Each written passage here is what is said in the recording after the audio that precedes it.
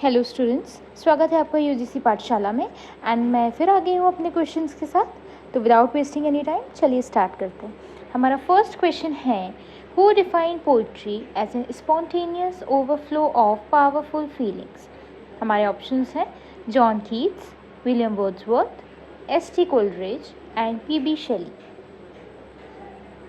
So the correct answer is William Wordsworth. William Wordsworth ने अपने preface of lyrical ballads में ये idea propose किया था कि जो पोइट्री है वो ओवरफ्लो ऑफ फीलिंग्स होनी चाहिए एंड स्पॉन्टेनियस फीलिंग होनी चाहिए। मतलब जब हम पोइट्री लिख रहे हैं तो हम इसमें लॉजिक एंड साइंटिफिक मेथड्स ना लगाते हुए जो भी हमारे मन में उस टाइम आ रहा है वो लिखना चाहिए। And he adopted the language of a common man and he emphasizes on a nature and simplicity of the language। उनका आइडिया ये था कि जो हमारे इमोशन है वो रिकलेक्टेड हो जाए इन ट्रैंक्विलिटी। एंड जो न्यू क्लासिकल पोइट्स होते थे वो मेजरली फोकस करते थे रीजन में, एंड जो रोमांटिक पोइट्स थे वो फोकस करते थे इमोशन पे। Next question, negative capability is associated with Wordsworth, Keats, Shelley, Byron. So our correct option is John Keats. Keats defined it as to ability to remain in uncertain and mystery, doubt without seeking the logical answers. Keats के according जो Shakespeare थे वो negative capability का उन्होंने बहुत बड़ा example दिया था शेक्सपियर को, क्योंकि जो कैरेक्टर्स के अंदर पूरी तरह घुस जाते थे, खुद की पर्सनल थिंकिंग इम्पोज नहीं करते थे, हर तरह की situation good evil right wrong को एक्सेप्ट करते थे। इसका मतलब वो बिना जजमेंट के सब कुछ दिखा देते थे, एंड यही नेगेटिव कैपेबिलिटी है। Next question, who is associated with the hybridity. Option A Edward Said, Gayatri Spivak, Homi K Bhabha, Francis Fanon. Our correct option is Homi K Bhabha. So hybridity का मीनिंग क्या होता है? It means a mixing of culture. Bhabha argues that identity is not pure, it always mixed in with our different cultures and identity, colonial subjects created a third subject। इसका मतलब है कि for example जैसे अंग्रेज़ जब भारत आए थे तो उन्होंने काफ़ी लोगों को कन्वर्ट किया, एंड वो चाहते थे कि हमारे जो इंडियंस लोग हैं वो इंग्लिश में बात करें। एंड आज जो हमारा जो कल्चर है ना वो पूरी तरह इंग्लिश है ना वो पूरी तरह भारतीय है, it's a kind of mix. तो इसी मिक्स को होमी भाभा ने थर्ड स्पेस का नाम दिया है। एंड जैसे हम इंग्लिश में बात करते हैं बट अभी भी वो हमारी मदर टंग नहीं बनी है एंड हम डेली उसको अच्छे तरीके से यूज़ नहीं कर पाते हैं, तो ये हम अपनी एक थर्ड स्पेस में जहाँ पे हम एक मिक्स कल्चर से बिलोंग करते हैं, ना हम पूरी तरह इंडियन है ना हम पूरी तरह इंग्लिश है।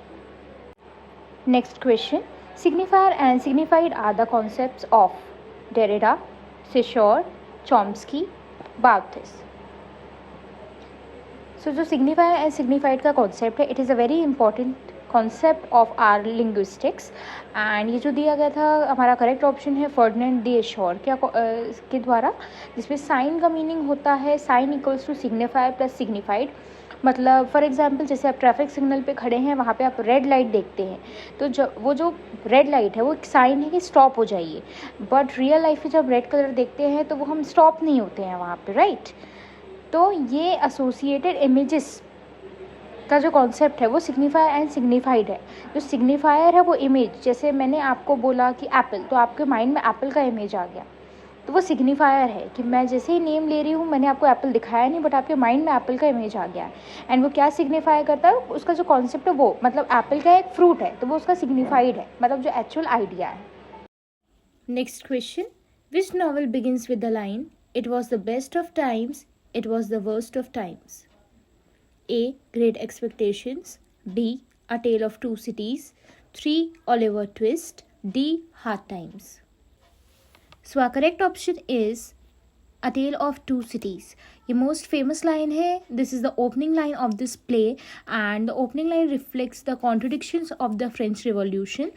and ये novel लिखी गई थी 1859 में, and इसकी opening lines है जो कॉन्ट्रडिक्शंस बताती है फ्रेंच रिवॉल्यूशन का। इसकी सेंट्रल थीम है violence and injustice of French revolution, and it is set in London and Paris. Charles Dickens हमारे एक इंपॉर्टेंट राइटर है जिसकी क्रोनोलॉजी आपको लर्न होनी चाहिए। एंड अभी ये रिसेंट में क्वेश्चन पूछा गया है, एंड इससे रिगार्डिंग एक और क्वेश्चन मैं आपको आगे करवाने वाली हूँ जो कि अभी रिसेंट MP सेट में पूछा गया था। सो हमारा नेक्स्ट क्वेश्चन है, which novels begin with the fog in the Winter Night of London? Options: Tale of Two Cities, Oliver Twist, Great Expectations and Bleak House. So correct option is bleak house. ये recent में पूछा गया question है and Charles Dickens की सारी novel से आपको opening scenes and famous quotes ये सारे कुछ पूछे जा सकते हैं, जो कि हर क्वेश्चन में इसके ऊपर एक क्वेश्चन बनता ही बनता है, तो ये आपको ध्यान से देखना है. Next question. The school for scandal is written by Oliver Goldsmith, Richard Sheridan, Congreve और Dryden. So correct option is Richard Sheridan and इसका जॉनर है कॉमेडी ऑफ मैनर्स, जो कि पब्लिश हुआ था 1777 में.